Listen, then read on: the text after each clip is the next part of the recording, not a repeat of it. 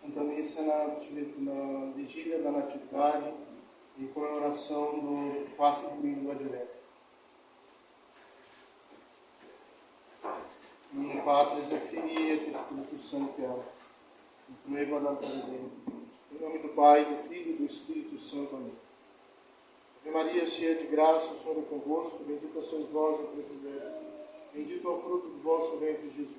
Santa Maria, Mãe de Deus, rogai por nós, pecadores, agora e na hora da nossa morte. Nossa Senhora da Natividade, Rogai por nós. São José, Rogai por nós. podem sentar-se.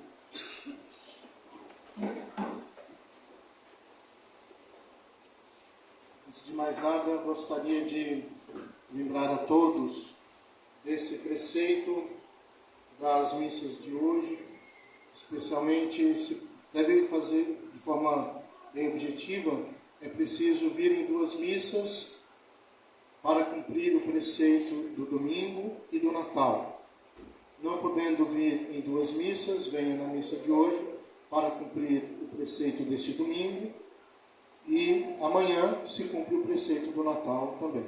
Não é obrigatório vir à missa da vigília, mas a vigília da noite de Natal, mas é muito importante estar nessa missa, pois é uma missa muito especial.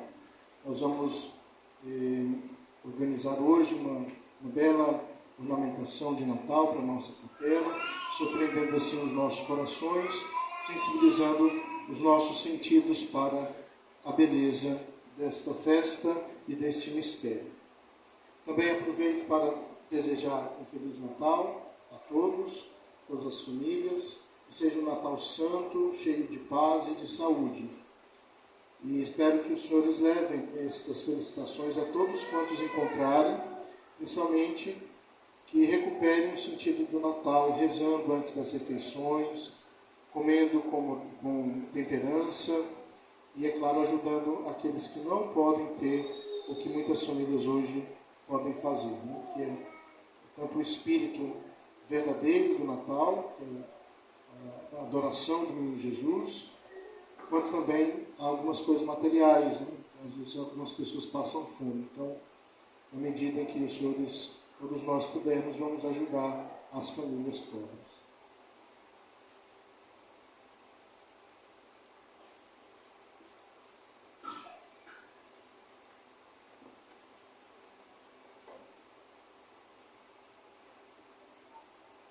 Neste quarto domingo do Advento, houve uma coincidência litúrgica em relação à vigília da Natividade do Senhor. E justamente nesta vigília, a Igreja nos propõe meditar algo inusitado. Falamos muito da Anunciação à Nossa Senhora, mas existe também algo que nos toca muito de perto, a Anunciação a São José, nosso padroeiro desta capela. E ao contrário do anúncio à Santíssima Virgem, que é uma cena muito conhecida do Evangelho de São Lucas, o anúncio a São José é muito conturbado. No caso de Nossa Senhora, o anjo primeiro anunciou, depois veio a gravidez. No caso de nosso patriarca, primeiro veio a gravidez, depois o anúncio do anjo. E nisso houve grande drama para o nosso padroeiro. Então, como hoje aproveitar bem este Evangelho e interpretá-lo para a nossa vida de fé, para as proximidades do Natal? Queremos interpretá-lo, é claro, à luz da fé na tradição, a tradição da Igreja. Apesar de encontrarmos muitas opiniões, inclusive muito errôneas, vamos ao que importa, a leitura tradicional da Igreja. Antes de tudo, é preciso ter algumas ideias bem claras. Em primeiro lugar, trata-se de uma cena providencial. Nossa tendência compreensível, mais humana e carnal, é ler o Evangelho como se ele fosse apenas uma novela cheia de surpresa para personagens envolvidos. Mas nós temos que olhar de outro modo, com o olhar da fé, que vê Deus agir prodigiosamente, preparando atrás de cada detalhe um mistério maravilhoso. Afinal, trata-se da história da salvação como tal, cujo centro é a encarnação do Filho de Deus. Não à toa, a Igreja situa os acontecimentos aqui, narrados no ano 1º depois de Cristo. Estamos, pois, no marco inicial da história da redenção. A humanidade perdida começa a ser salva com a vinda do Verbo na carne. Deus, que sustenta o universo, foi sustentado na barriga de uma mulher. Deus, que sustenta o universo, foi sustentado nos braços de Nossa Senhora. Deus, Criador do céu e da terra, mamou no seio de Nossa Senhora. Deus veio a este mundo e a primeira coisa que ele fez, como qualquer criança recém-nascida, foi chorar para liberar os pulmões e conseguir respirar. Deus veio chorar. Este é um grande escândalo. Maior ainda é este mistério. O problema é abrir sem fé as páginas do Evangelho e tratar Nosso Senhor como se ele fosse um homem qualquer. Não. Nosso Senhor é o próprio Deus. Estamos presenciando aqui o nascimento do Filho de Deus, unigênito, eterno, consubstancial ao Pai, planejado desde toda a eternidade em cada detalhe. Pois bem, como mencionei o Evangelho de São Lucas, após anunciar a Nossa Senhora que ele dará à luz um menino, que ela dará à luz um menino, o anjo ouve em resposta algo estranho. A Senhora diz: como isso vai acontecer se eu não conheço varão? O que, em termos equivalentes, significa: como isso vai acontecer se eu não pretendo ter relações sexuais com homem algum? Ou seja, você tem o voto de virgindade perpétua. Entendamos, Nossa Senhora já estava casada com São José. Embora não morassem sob o mesmo teto, podia, se quisessem, ter uma vida íntima. Naquela época, se sabe, o matrimônio era celebrado em 2 etapas. Na primeira, firmava-se o contrato esponsalício, pelo qual já se reconhecia aos nubentes o direito mútuo sobre seus corpos. Na segunda, festejava-se solenemente o contrato por meio de uma procissão em que a esposa era conduzida até a casa do marido. Em outras palavras, Nossa Senhora e o nosso padroeiro, apesar de noivos, já gozavam na prática dos direitos conjugais, apesar de não valerem-se desses direitos. Tanto é assim que ninguém, além de São José, fica surpreso com a gravidez de Nossa Senhora. Não havia por que suspeitar de uma relação pré-matrimonial. Pelo contrário, supunha-se que os noivos, uma vez oficializada a promessa de casamento, pudessem relacionar-se. Era o costume da época. No entanto, celebrado o contrato nupcial, Nossa Senhora deve ter revelado a São José seu grande sonho de guardar-se virgem para Deus. E ele, segundo a tradição, não só o aceitou, como disse ter, desde antes do casamento, o mesmo desejo de manter-se virgem. Por isso é falsa a imagem de São José como um velhinho viúvo, que não representava perigo algum para a castidade de Nossa Senhora. Na verdade, ele tinha de ser jovem, capaz de gerar filhos, senão, de onde viria a prole dessa família? Se ele fosse um velho sexualmente incapaz, de quem pensaria o povo teria nascido o Filho de Deus? para o público em geral, que não conhecia o mistério de Deus, Nosso Senhor era filho natural de São José. Entendam bem, para as pessoas que desconheciam a realidade mais interior daquela família. Os evangelistas mesmo o atestam claramente. Eis o que diz São Lucas, depois de narrar o batismo no Jordão. Ao iniciar seu ministério, Jesus tinha cerca de 30 anos e era, segundo se pensava, filho de José. É, pois, evidente que nosso padroeiro e Nossa Senhora fizeram voto de virgindade. Não há outra interpretação possível para a resposta de Nossa Senhora. Se São Gabriel lhe dissesse, tu vais conceber e dar à luz um filho, e ela, estando casada, respondesse apenas, como isso vai acontecer? Só poderíamos concluir que a Santíssima Virgem não sabia de onde vêm os bebês.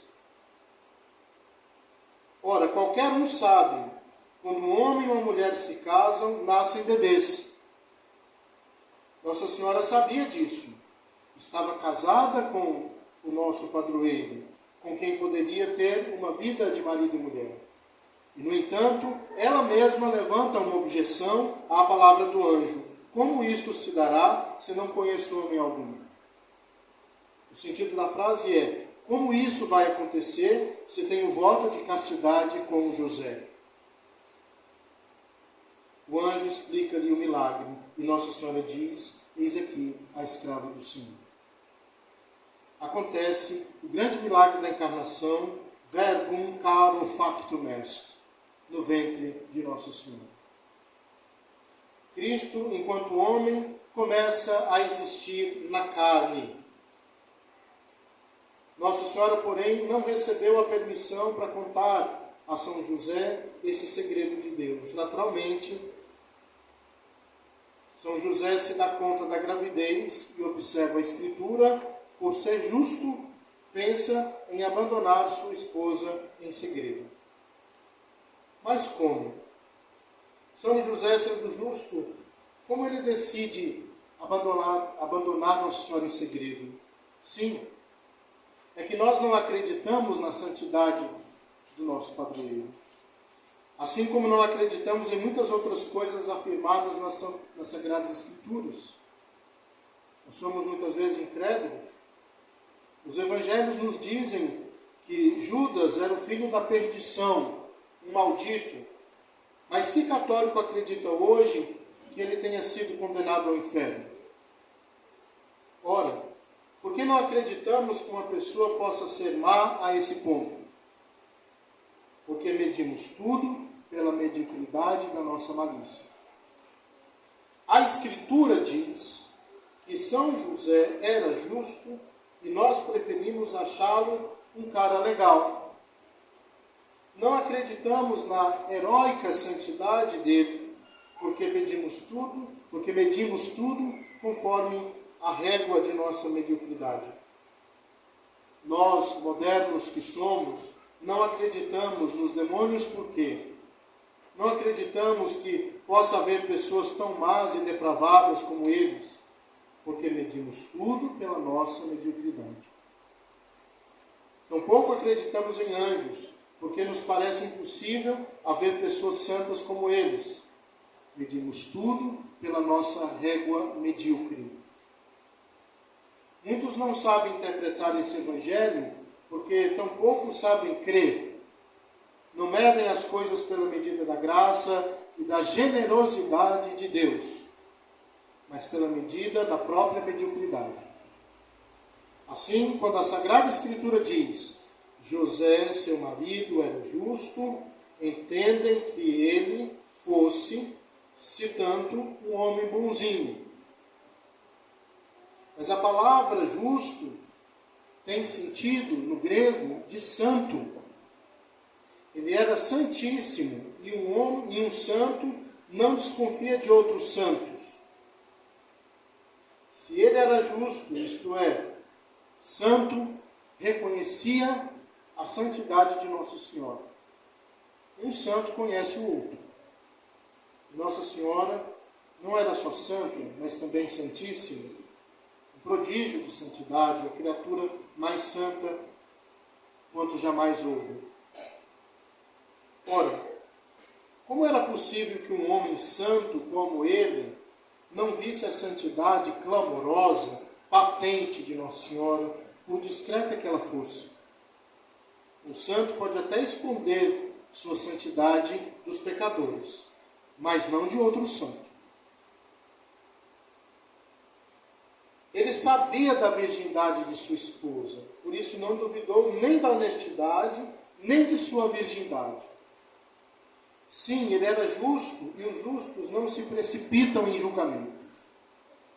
Não nos atrevemos a julgá-lo com base em nossa mediocridade, a partir de um coração mau, desconfiado, desacostumado com as coisas de Deus.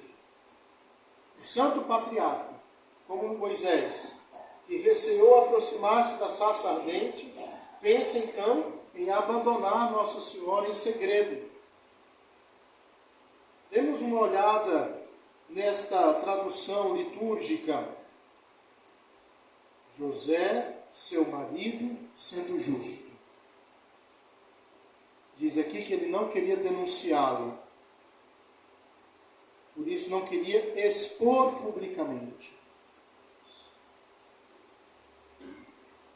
Os generais vencedores voltavam triunfantes ao país de origem e traziam consigo vários inimigos, presos para serem expostos como paradigma, ou seja, como sinais negativos da vitória alcançada. São José não queria expor Nossa Senhora publicamente a um embaraço, uma situação de vergonha pública. Sabia que a criança era santíssima e que Nossa Senhora concebera de forma misteriosa. Não posso assumir uma criança, há de ter pensado, que é filha de Deus. Isso seria injusto, e eu sou justo. Como poderia arrogar-me o mérito de ser pai de um fruto tão precioso? Não seria uma farsa? Sendo justo, ele pensa então em abandonar Nossa Senhora em segredo. Humilde, sabia muito bem que o menino, filho do Altíssimo, não era fruto seu, mas não querendo expor Nossa Senhora publicamente, ele prefere ir embora, deixando que o povo antes pense mal dele que de Maria. E aqui está a santidade de São José. Sendo justo, sabia da pureza de Nossa Senhora. Por isso nunca pôs em dúvida sua inocência. Mas a criança não era gerada de certo fruto de um milagre, não era sua. Ora, se a lei o proibia de assumir publicamente aquela paternidade, não lhe restava alternativa senão ir embora. Então por isso que ele recebeu esta graça. O anjo vem em seu socorro para que ele possa entender melhor a situação, que é inusitada. Quem poderia imaginar que o Filho de Deus iria se encarnar no ventre de uma mulher? Sem a outra parte, sem a intervenção de um homem. Por isso, meus filhos, o nosso padroeiro glorioso recebeu a graça do Natal. A exemplo dele, tenhamos a humildade de nos aproximar do presépio, desse pequeno bercinho, da criança deitada em palhas, que logo mais tarde será depositada ali. Como ter medo de um Deus feito criança, que chora na noite de Natal, mas para enxugar nossas lágrimas? Que sofre o nosso sofrimento, mas para nos poupar da nossa miséria. Quem vem viver nossas infelicidades, mas para nos dar a felicidade eterna? Peçamos ao nosso Senhor que este Natal seja feliz por reconhecermos tudo isso. E que São José, na véspera desse Natal, nos ajude com o seu exemplo, com a sua intercessão, sua santidade e a sua justiça. Em nome do Pai, do Filho e do Espírito Santo. Amém.